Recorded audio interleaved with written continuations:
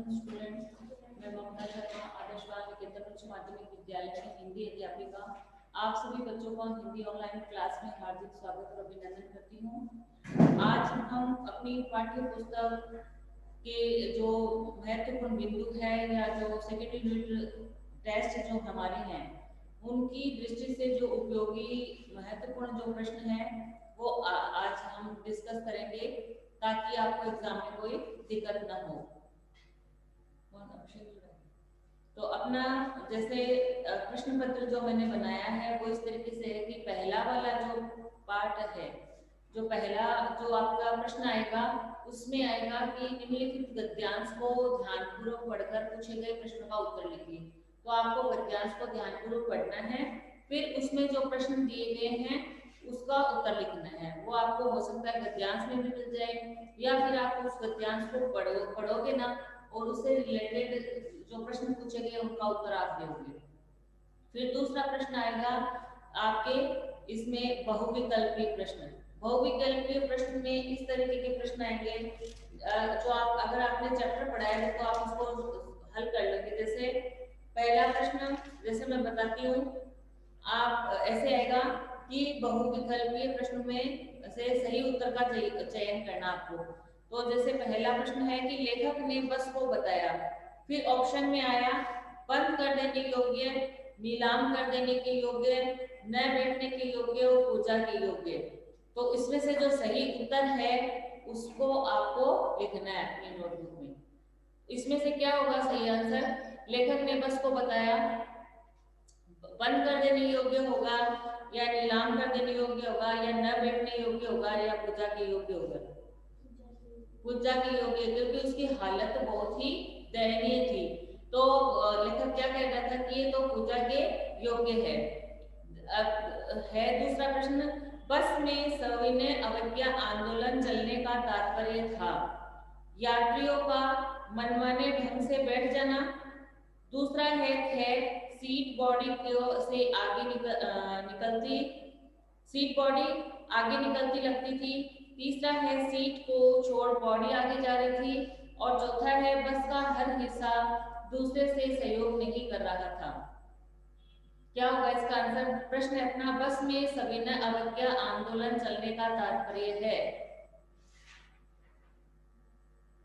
कि बस का हर हिस्सा था वो एक दूसरे से सहयोग कर रहा था। कभी बॉडी है वो सीट पे गिर रही थी, सीट है वो उस पे गिर रही थी। तो इस प्रकार जो बस की हर एक पार्ट है वो एक दूसरे से असहयोग कर रहा था। तीसरा है लेखक ने बस कंपनी के हिस्सेदार को देखा क्रोध के भाव से, दया के भाव से। तीसरा है व्यंग्य के भाव से। चौथा है श्रद्धा के भाव से। श्रद्धा के भाव से लेखक ने बस कंपनी के हिस्सेदार को देखा था श्रद्धा के भाव से। चौथा है लेखक के अनुसार बस कंपनी के हिस्सेदार को होना चाहिए था, पहला है टायर कंपनी का मालिक, दूसरा है कबाड़ विक्रेता, तीसरा है क्रांतिकारी आंदोलन का नेता और चौथा है बचत अभियान का नेता। तो इसमें कौन सा आंसर होगा? लेखक के अनुसार बस कंपनी के हिस्सेदार को होना चाहिए था टायर कंपनी का विक्रेता या क्रांतिकारी आंदोलन का नेता या कबाड़ विक्रेता या बचत अभियान का नेता। हाँ, कबाड़ विक्रेता होना चाहिए था उसका। ऐसे ही इसमें जो दीवानों की हस्ती है इसमें से देखिए दीवानों की कोई हस्ती नहीं है। जो अन्य बहुविकल्पी प्रश्न अपने चौथे 3, 4, 5 आएंगे ना आपने, तो 4 में देखिए दीवानों की हस्ती नहीं है। पहला है क्योंकि वे बहुत साधारण लोग हैं। दूसरा है क्योंकि उनका कोई ढो ठिकाना नहीं है। तीसरा है क्योंकि वे आज यहाँ हैं तो कल कहीं और चल देंगे। और चौथा है क्योंकि लोग उन्हें दीवाना समझकर महत्व नहीं देते। तो इसका क्या होगा? दीवाने की कोई हस्ती नहीं है क्योंकि हाँ, क्योंकि वे आज यहाँ हैं और कल कहीं और चल देंगे। दीवाने अपने साथ लेकर आते हैं मस्ती, उल्लास, चिंताएं या सहानुभूति।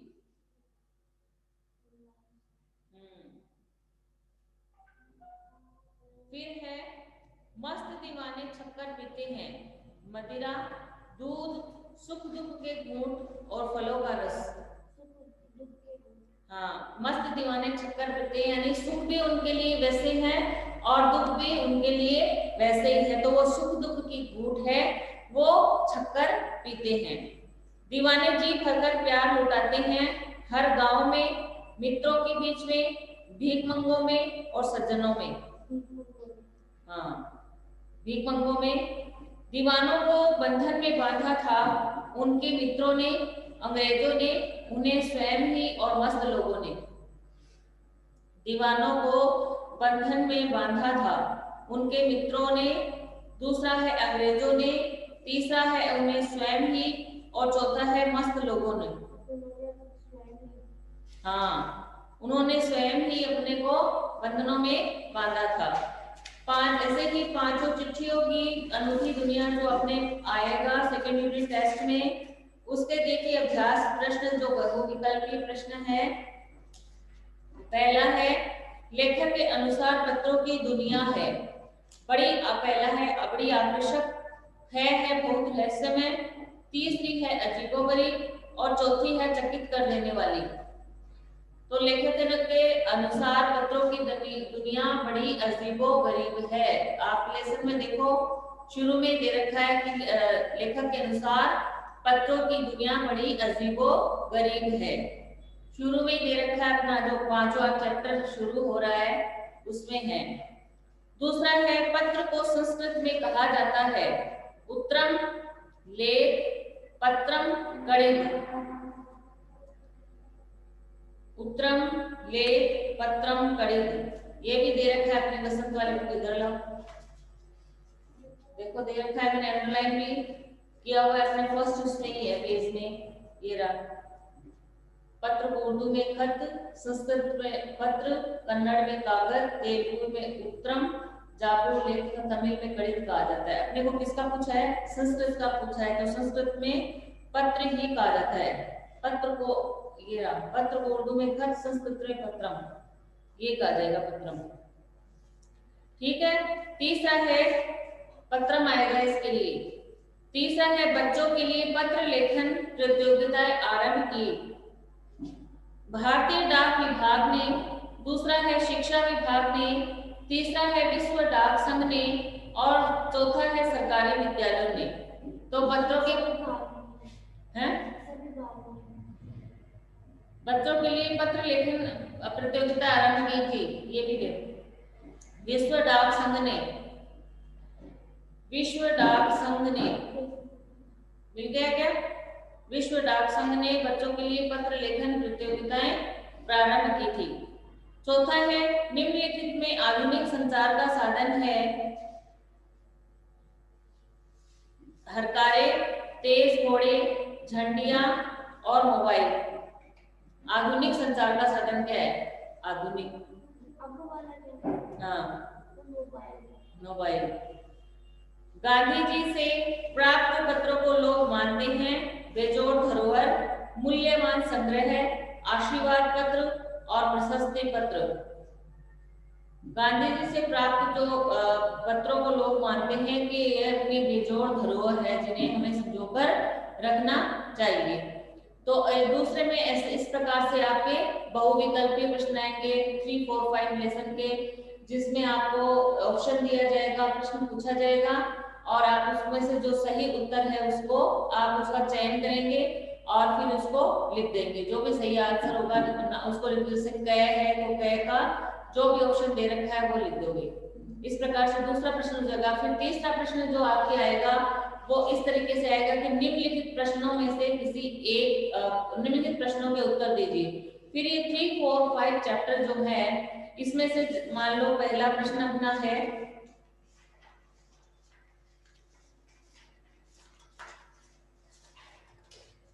पाठ्य पुस्तक वाले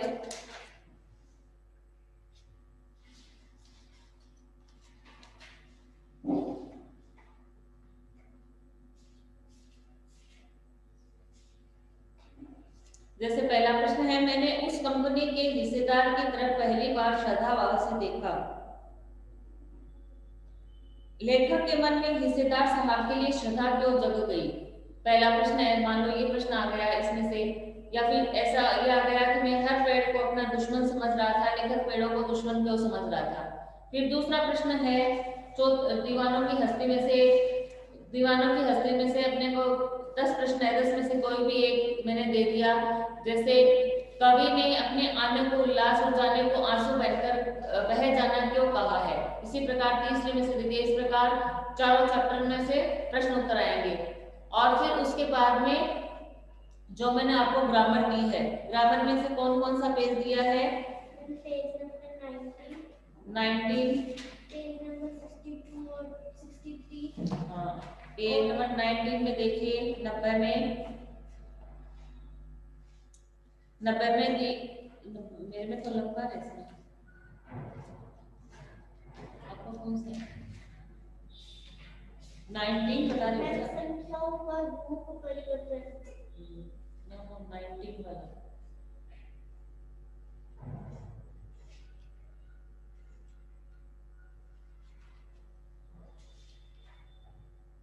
कारक है। क्या आपने 82% दिया है 19 का? Yes ma'am.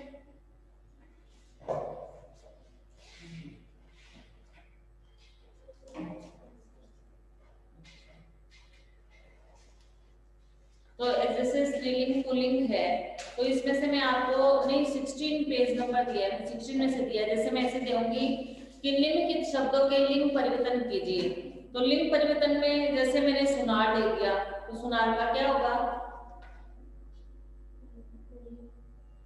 सुनार का लिंग चेंज करेंगे तब क्या होगा?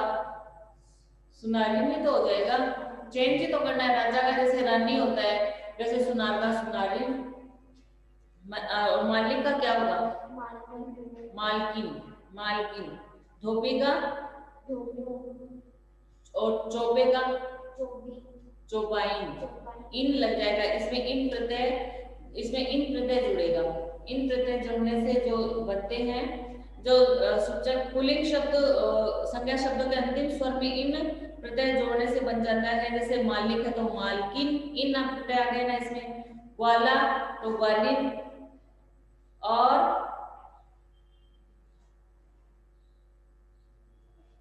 शेर का क्या होगा? बहुत इजी। ऊंट का? हाथी का? हथनी। और तपस्वी का? तपस्विनी।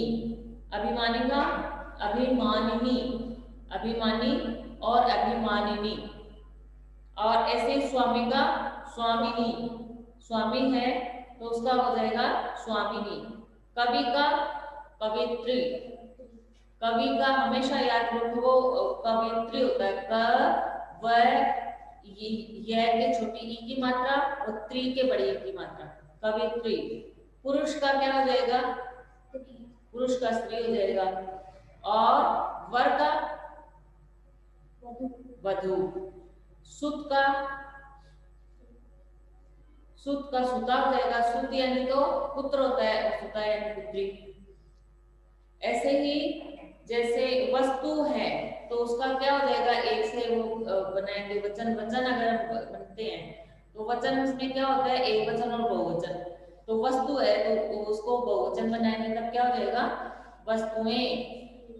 वचन में क्या होता है? ये बच्चे कंफ्यूज हो जाते हैं वचन में और इसमें लिंग में। तो वचन होते हैं वो तो होते एक वचन और बहुवचन। एक वचन में तो किसी एक संख्या का बोध होता है, और बहुवचन में एक से अधिक संख्याओं का बोध होता है। तो जैसे कोई भी वस्तु है, कलम है तो वो एक हो गई, उससे अधिक हो गई तो कलमें हो गई। ऐसे ही है धेनु। धेनु यानी एक वचन, और धेनुए यानी बहुत सारी, तो वो बहुवचन हो गई। और कौन सा पेज नंबर? पेज नंबर 62 और 62। हाँ 62। जैसे पर्यायवाची दूंगी मैं आपको कि पक्षी है, पक्षी के कोई भी 4 पर्यायवाची लिखिए। तो आप लिखेंगे विहग, शकुनी, खग, द्विज, शकुंत, नवचर। ये पक्षी के 4 पर्यायवाची शब्द लिखने में जैसे लिख दूंगी। निम्नलिखित शब्दों के 4 पर्यायवाची या 3 पर्यायवाची शब्द लिखे। 3 तो याद करके रखना है आपको। कि निम्न शब्दों के 3 पर्यायवाची शब्द लिखिए। तो आपको 3 तो याद करनी है पेज नंबर 62 के ग्रामर में। जैसे उसके सूर्य है, सूर्य का क्या होगा? भास्कर, हाँ, दिवाकर, आदित्य, रवि, ये सारे नाम अपने स्कूल में ही है बच्चों की। आदित्य, रवि, भास्कर, सूर्य, प्रभाकर, और क्या नाम है? सविता भी सूर्य को ही कहते हैं, सविता। चलो बहुत इजी सा पूछती हूँ, मेघ का बता दो। मेघ का तो तुम्हें आता ही होगा ना। मेघ का 4 पर्यायवाची शब्द मेघ की।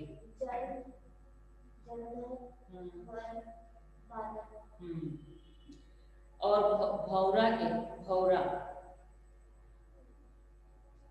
भौरा को अली, मधु, मधुकर, षटपद, भ्रंग, भ्रमर।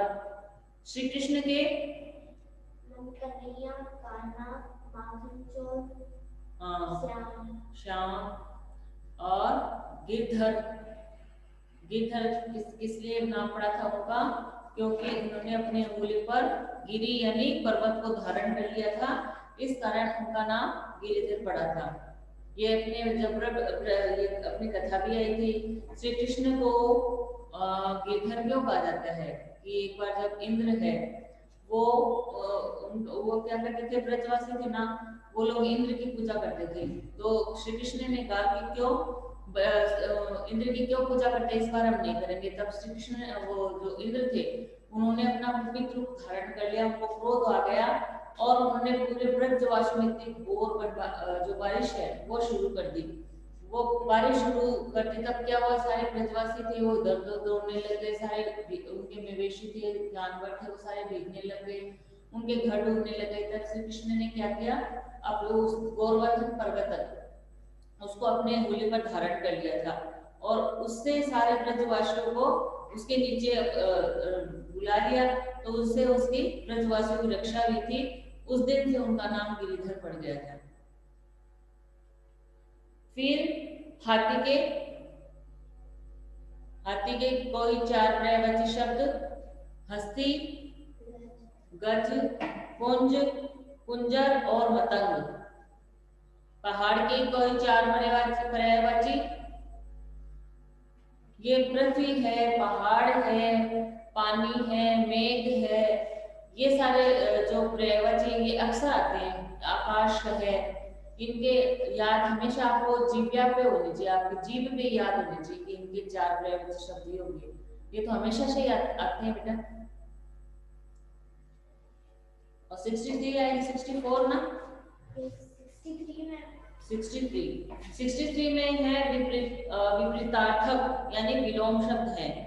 तो जो शब्द किसी शब्द के जो ठीक उल्टे अर्थ का बोध कराए उन्हें हम क्या कहते हैं? विलोम शब्द कहते हैं। जो परस्पर एक दूसरे का उल्टा अर्थ दे उन्हें हम कहते हैं, क्या कहते हैं? विलोम शब्द। तो जैसे अनंत है, उसका क्या हो जाएगा? ससीम। आपको वो याद रखने हैं जो आपको लगता है कि ये हार्ड है और ये इजी है। उनमें से आपको जो हार्ड मीनिंग है वो याद रखने हैं, क्योंकि अक्सर क्या होती है, इसी तो आप याद कर लो और हार्ड है वो रह जाती है। तो अनंत का क्या होगा? ससीम। अनंत का विपरीत या विपरीतार्थक यानी उल्टा होगा ससीम। अनंत का ससीम ही होगा। और आस्तिक का नास्तिक। आह्वान करना, आवाहन करना यानी लाना और विसर्जन करना, ठीक है। अनिवार्य, अनिवार्य यानी कंपल्सरी, जिसे आप इंग्लिश में कहते हो कि ये जरूरी है, उसका क्या हो जाएगा? ऐच्छिक हो जाएगा कि हाँ ऐच्छिक यानी आप कर भी सकते हो और नहीं भी कर सकते हो, आपकी इच्छा पे डिपेंड है। अनिवार्य यानी आपको ये करना ही पड़ेगा। हिंदी में अर्थ समझा करो कि अनिवार्य जिसे कहते हैं कि ये आपको करना ही पड़ेगा। और ऐच्छिक यानी ये आपकी इच्छा पे है कि आप इसको कर भी सकते हो और नहीं भी कर सकते, ये आपकी इच्छा पे डिपेंड है। ऐसे ही अनुकूल है, अनुकूल शब्द उसका क्या हो जाएगा? प्रतिकूल। अनुकूल यानी कि हमारी कोई भी स्थितियां वो हमारे अनुकूल है। जैसे आप कोई लर्निंग काम कर रहे हो, लर्निंग का कर रहे हो, तो आपको जल्दी जल्दी चैप्टर याद हो जाता है। कोई चैप्टर ऐसा होता है कि आपको जल्दी याद हो जाता है, तो वो क्या है कि वो पार्ट आपके अनुकूल है यानी आप उसको जल्दी से याद करो। प्रतिकूल है यानी थोड़ा सा हार्ड हो जाता है, तो आप क्या कहते हैं कि मेरे से याद नहीं हो रहा। और परिस्थितियों के लिए भी हम कहते हैं कि हमारी परिस्थितियां हैं वो हमारे अनुकूल है, अब हमारी परिस्थिति है वो हमारे प्रतिकूल हो रही है। यानी परिस्थिति अनुकूल होना है यानी हम जैसा चाहते हैं वैसा वैसा होता जाए तो वो अनुकूल होता है, और हम जैसा चाह रहे हैं वैसा नहीं होके उसकी विपरीत स्थितियां हो रही है वो प्रतिकूल हो जाता है। ऐसे ही अधिक है, अधिक यानी ज्यादा, और न्यून यानी थोड़ा। ऐसे ही है अपना इति, इति का क्या हो जाएगा अथ। ऐसे ही है उजाला, उजाला का हो जाएगा अंधेरा। ऐसे ही है उत्कर्ष, उत्कर्ष का हो जाएगा केवल अपकर्ष। दोनों में आएगा उत्कर्ष, उसमें हो जाएगा अपकर्ष, इतना ही अंतर है। ऐसे ही आगत है, आगत और विगत, अनंत, अंत, आदि, आशा, निराशा, और आकाश, पाताल, इस तरीके से है। ये इस तरीके से आपको जैसे इहलोक है शब्द है, इहलोक और परलोक। उदार का अनुदार, उदार होना और अनुदार होना है। उदार यानी तो हम किसी के प्रति उदारता दिखाते हैं, और अनुदार यानी हम किसी के प्रति नहीं दिखाए, वो हमारा क्या कहलाएगा अनुदार। और कौन सा है 105, 105 पेज पे।